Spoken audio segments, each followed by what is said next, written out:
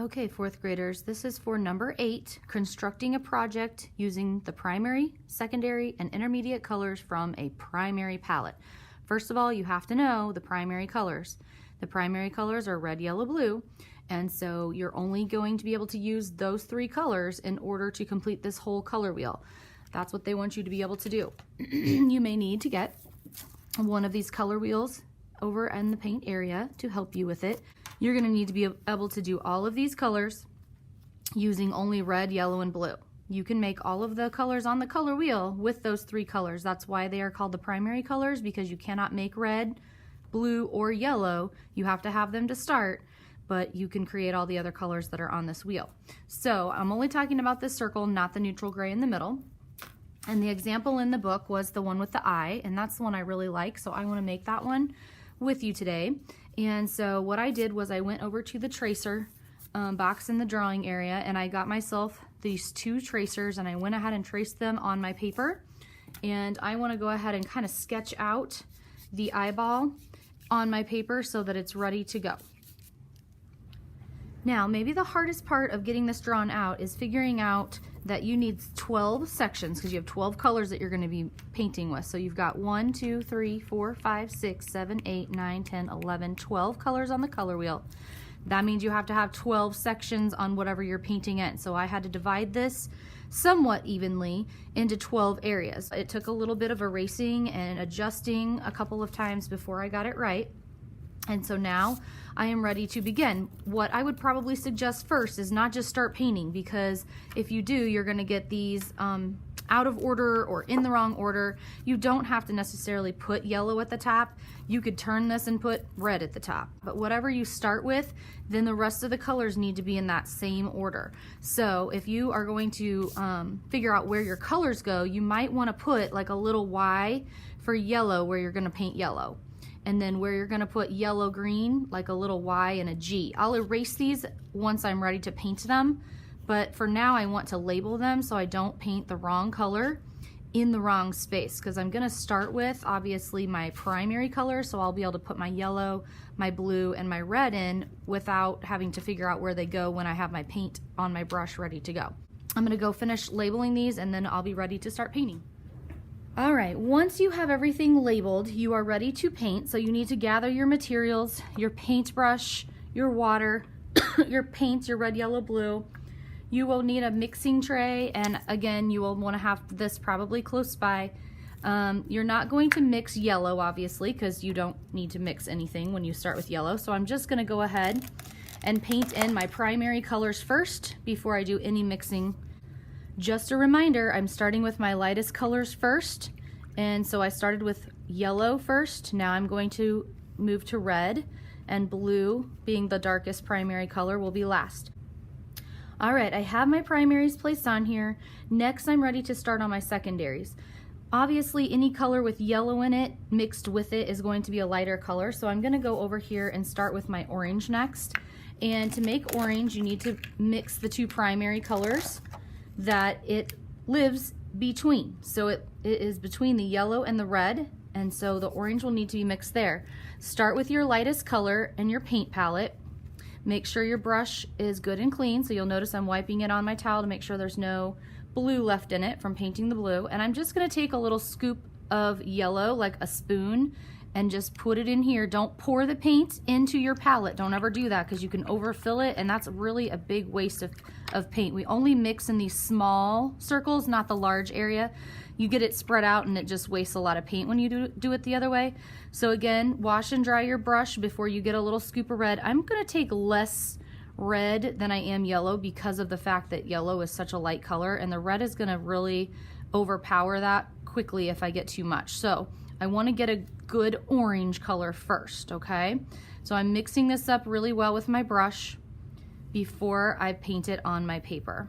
Once this looks mixed up and I don't see yellow and I don't see red in this paint anymore, because you need to give it a good stir so you don't have streaks of yellow or red still in it, you can paint in your orange section.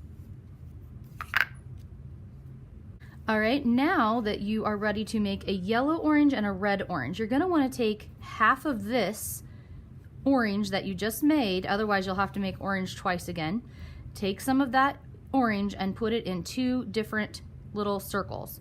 One of them you need to make more yellow orange. One of them you need to make more of a red orange.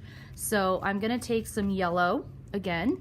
I'm gonna take a fairly good scoop of it and put it in this first one that I had mixed. And I'm gonna add more yellow to it because it's supposed to be more of a yellow orange color. This is your tertiary color, or sometimes they also call it intermediate color. So once it's more of a lighter orange, it's yellow orange, you're gonna be able to paint it next to the regular orange you just did. Oh, I just forgot to erase that, darn it. So that's gonna have to show through now because I can't erase it with paint on it.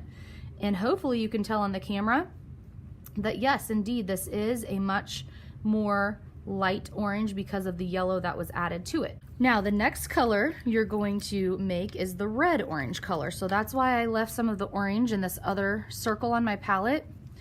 When you get your brush good and clean, remember again, wipe it on the towel, make sure there's nothing left, and get some red and add it to that orange that you saved in the other circle, and paint that in your section between the orange and the red.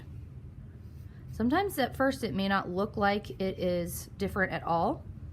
You may have to give it a chance to kind of dry, because usually colors dry a little darker sometimes than they look when you first put them on. All right, so I will work around the color wheel next to the green. So to make green, what 2 primary colors will I be using? Blue and yellow, yes. And so I will use my yellow first again, yellow being the lightest color. And again, I'm gonna take 2 healthy scoops of yellow, because if I don't, I may not end up with enough at the end.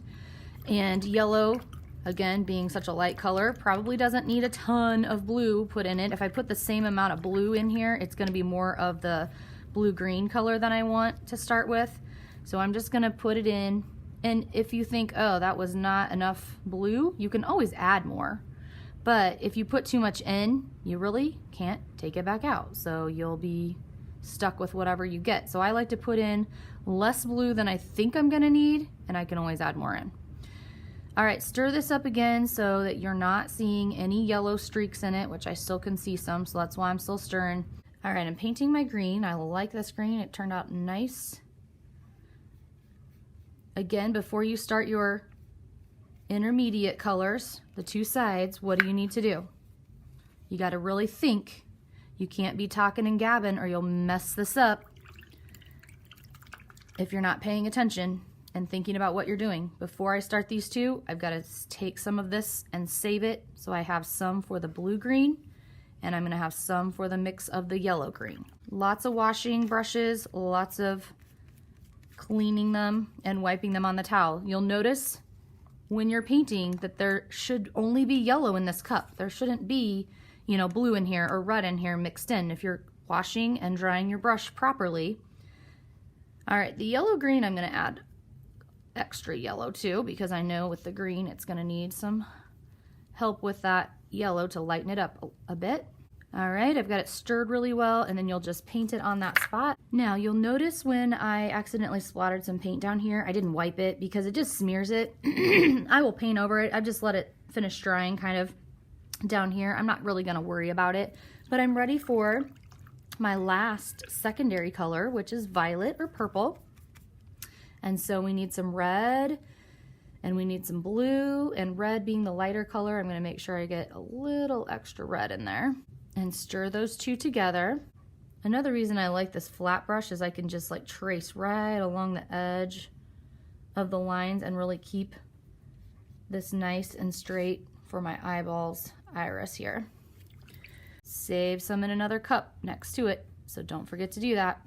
I don't have a lot of that mixed up, so I almost didn't make enough to make my other colors. My blue-violet just needs some more blue added to the purple. And if you are really unhappy with a color that you make the next week you come back when it's dry, you can always mix a new color and try again anyway, and then paint over the top of it. When it's a mixed color, it might be a little trickier to cover it up, depending on what color it is, of course, but you can always try that. There's not any other way really to fix it because you can't erase, you know, this stuff. So you're just gonna have to use your best judgment on whether you think you could fix it by mixing it again. And I could have added probably a little more purple to that and had a better blue-violet, but I am able to tell the difference between the two that it's next to, so I'm gonna be happy with that. All right, when it's time to clean up and you have a messy palette like this, you're gonna have to take it over to the sink, turn the water on gently so it doesn't spray all over you and all over the counter, and just rinse out under the water every single one of these palettes that has paint in it, mixed in it. You're gonna need to kind of scrub them out with your brush using like a circular motion. Okay, my colors have now had time to dry, so I'm ready to go back and add my black tracing on. You can use paint, you could use a black marker if you wanted to instead. So I'm gonna take my brush and paint in the iris of the eyeball. I'm gonna just draw my black line around the outside edge here first. Don't get in a hurry with this project. This is not something that needs to be a race. It's not like you're gonna get something, some prize or something if you're done faster than someone else. The thing is, your prize is a good piece of art. So if you're in a rush and you make something sloppy, that's not really anything you're gonna care to keep. You may need to put 2 layers of black on here. It looks like it's kind of thin, so I was going back over some of the parts where it almost looked more gray than it did black.